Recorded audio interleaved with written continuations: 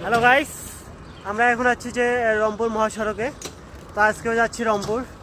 প্রচণ্ড গরম। তো রংপুর শহরে আসলে এত পরিমাণ যানজট যেটা আসলে বলার বাইরে। তো আমার পিছনে ছিল হচ্ছে যে পাগলাদিঘি সদর।